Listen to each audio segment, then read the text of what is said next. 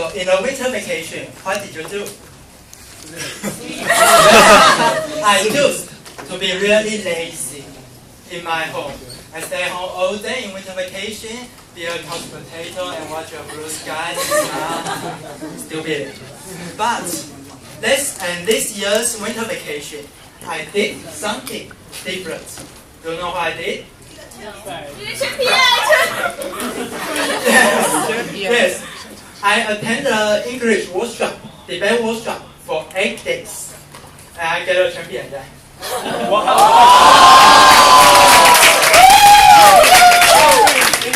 But the most important is not the result, but the process.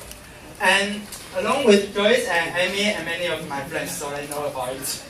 So, when you think about English debate, you might think that it's a little scary and daunting, right?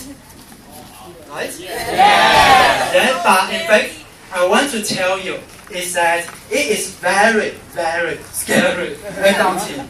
In fact, but as a well-known philosopher once said, once said, we need to conquer our fear. Right? We need to conquer our fear. Fear. We have to fear and conquer our fear. So, I joined along with another philosopher called Jack Young. So, but during the 8 days, in fact, it is very stressful. Since I have totally 15 competitions during 8 days, and each competition will last at least 2 hours. So it is exhausting. But we know that if we don't quit under a huge pressure, then we will always gain something meaningful. So during the English debate, I learned 4 things. The first one is how to deal with pressure. And the second one is, since right after we know what's the question, we only have 15 minutes to prepare for it. But we need to stand on the stage for 7 minutes. So the impromptu thinking is as well as important. And the third one is communication skills. Because in a competition, you will have another partner. And you have to convey your ideas with each other. But if your communication skill is bad, then maybe you will say something totally different on the stage. And it's very embarrassing. And the last one, less important, the most important one is that it trains, English debate, trains you to think on different views. So what I mean by different views, I will show you by some ways. So now everybody should be focused because it's your time. I will give you one question. The question is, do you agree loves go to hell or not? 去死. Do you agree loves go to hell or not? So I will give you 15 seconds. Time's up. So now who disagree? Who disagree? Raise your hand. Who disagree? Who disagree? To have this group. Yeah. To have this group. Just and you disagree. What's your reason? Say one reason. I don't have enough time to think over it. So sad. But you can see that 15 seconds is really hard. Humans right. Yeah, it's true. It's humans right. Humans right? No, listen. It's freedom of saying. Freedom of speech. Freedom of speech. So Amy says it's freedom of speech. But if today I ask you, you are in a competition, but you have to agree, then what will you say?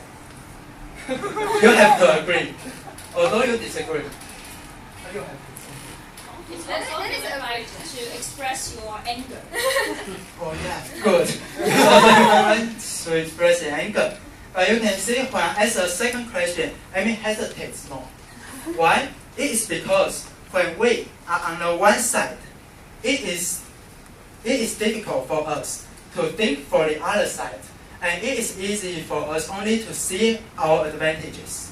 So that's the reason. And that's the most difficult part in the English debate. You have to defend to a side you don't like or you disagree. But in the training, in this kind of training, you are actually broaden your horizons and knowing how to see particular things on different views. And this is one important lesson I learned from English debate. So now, back to the question, if I have to agree with the motion, agree with this question, will love go to hell? And what will I say?